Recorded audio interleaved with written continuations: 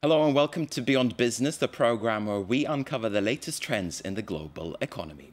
Today we're looking at the changing face of the music industry. Record labels have been putting part of their hopes into the digital music market, but higher sales there have failed to offset lower sales of CDs. That's sent the industry on a soul-searching mission for fresh revenues and profits. One of the areas it's now eyeing is the market for festivals and other live events. And that's increasing competition in that segment. Just take a look for yourselves. 95,000 people over 3 days for one of France's biggest music festivals. It was a huge success for the 23rd Eurocaine Festival in Belfort in eastern France after disappointing figures last year. Competition is rude both within France and also Europe, with more and more festivals springing up. This year on the continent there were 48 on the first weekend of July alone. Les Eurocaines has been going for 23 years, so it's a festival that has an international name. It's pretty much on the map, so management and artists know it and are keen to come play here. But it's true that competition is tough, and every year you've got to fight that little bit harder. It's a battle to attract the big-name artists and the crowds to see them, and money is the surest way of doing that. Artists' asking prices have gone up because there's more and more festivals, so there's greater demand. That's the main reason. The festival that digs deepest gets the groups it wants, and it's all better for them. And that's the method of the Main Square Festival in the northern French town of Arras, which takes place on the same weekend as the Eurocaine. Organised by Live Nation, the world's biggest festival promoter, this year it drew 100,000 music fans with a budget that it keeps under wraps. It uses its resources to pay for exclusive acts, something that sets it apart from its competition. Well, with the big acts like Coldplay or Linkin Park, there are often festivals that have them and festivals that don't, but that's not necessarily the case with Les Eurocaines. They may have a group that plays another festival 3 weeks later, but there are other festivals that have exclusives. We have one with Coldplay for this year. Live Nation does more than just organise concerts. The company also takes care of international promotion for artists. The American group The Rival Sons are on their first European tour. There was no way they were going to turn down the chance to sign with Live Nation. This is a private club, you know, groups like Live Nation and stuff that control so much of the touring for all the right bands and all the good festivals. You're either with them or you're not, you know.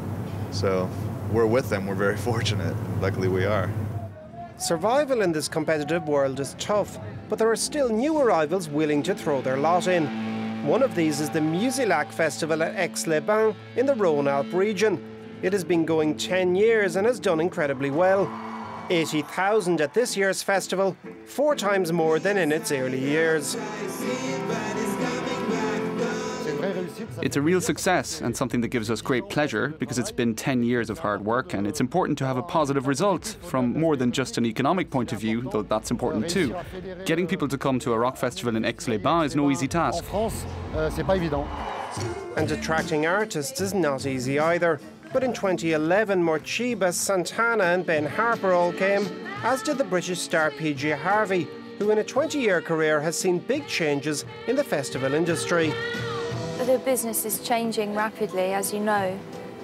It's the same in England. There are some festivals that still feel like they've come from the ground, that they're very based around the home and the family. And there are other festivals that are huge and that are very much more corporate. But I always remember that it comes back to the people that have come to the show. You know, the people are hungry for music.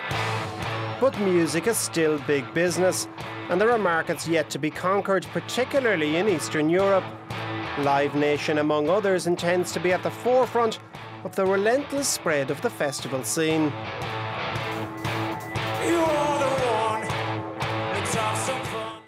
And joining us now for more on the market for music festivals is Julien Catala. He's from the concert promoter Super here in Paris, and he's also the man behind Pitchfork Music Festival here in the French capital as well. Welcome to France 24 and welcome to Beyond Business. Thank you. Thank you very much. Do you agree that there's more and more competition when it comes to getting your hands on the right kind of bands when it comes to music festivals? I think, of course, there is more and more competition because there is more and more festivals. But I believe there is as well more and more audience ready to go to a festival. I think since 5 or 6 years, since the numeric revolution, since the beginning of internet and like Facebook and all these things, people are downloading music, so they are not buying a lot of CDs anymore. So I think they have more money to go and see live music. But you have stiff competition, though, when it comes to live concerts.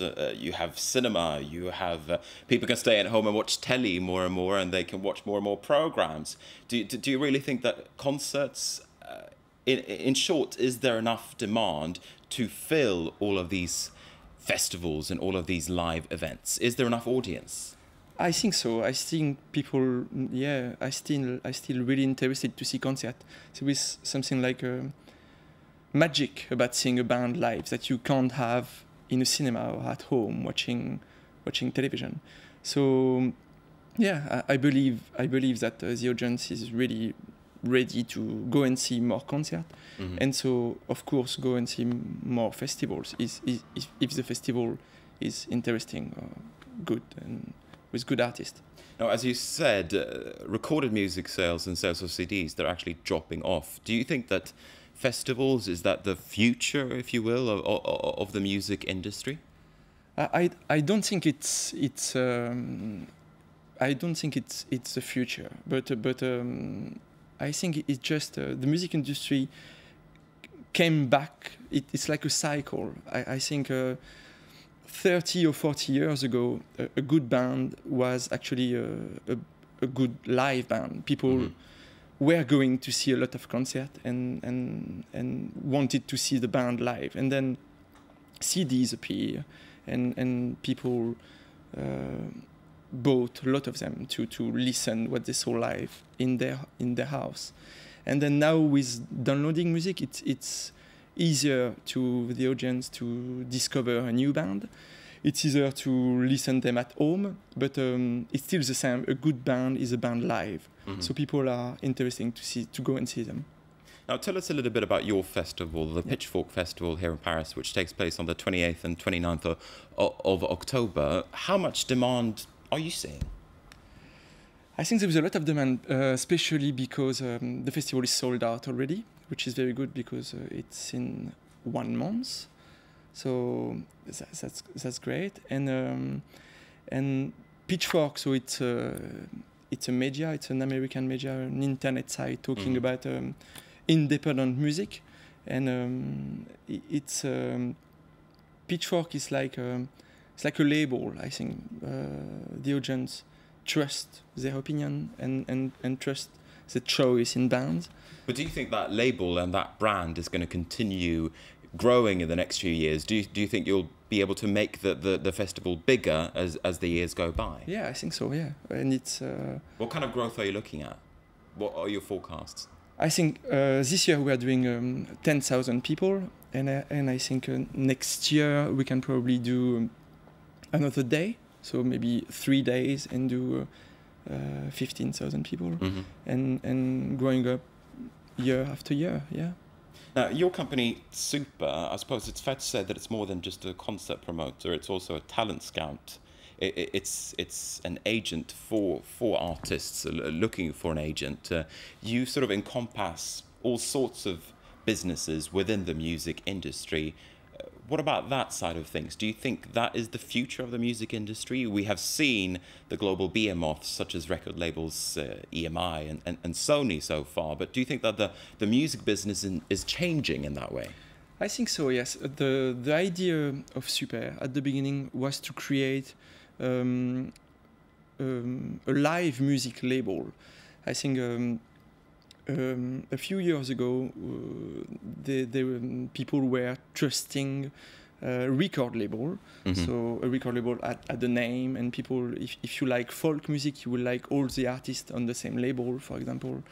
And the idea of Super was to do something like that about live music. So we have a particular audience who follow our taste and follow our choice and can probably trust us. Like they can go and see, for example, the XX, and then if they like the XX, they can see other Super concert and go and see Animal Collective, for example, or another band like that. So. But what about your future? Do you think that your company will be snapped up by someone else, or will you be able to remain an independent company? I think we want to be always an independent company, and I think music business is always something like it's an art. Mm-hmm. It's working with artists, and I think if you want to work with artists, you have to always have work like arts and craft a little bit, and you have to defend an artist and to promote him. You have to believe in his music. But we are seeing, though, the growth of another major company in concert promotion, and that is Live Nation. That is now the behemoth within this sector. Yeah. What do you think the future of the sector is? Do you think that Live Nation, or the kind of companies that Live Nation represents, will be the major factor, or do you think that the smaller guys, will dominate? Yeah, I don't think Live Nation is the future of the music industry. Firstly, in the economy, we see that they are losing a lot of money every year, and I don't think Live Nation basically wants to buy an artist, and then they are working with the same artist in all the different parts of his business, like concert, record label, record deal, even merchandising and editing. And I don't think this is the future of music. I think in music, all the work is really, you have to be focused in every part of the work. Like working in concert is completely different in working in record label, for example. All right, one message from David to a Goliath. Thanks very much indeed, Julien, for speaking to us today. And with that, we're going to wrap up this program and this Beyond Business. Thanks for watching.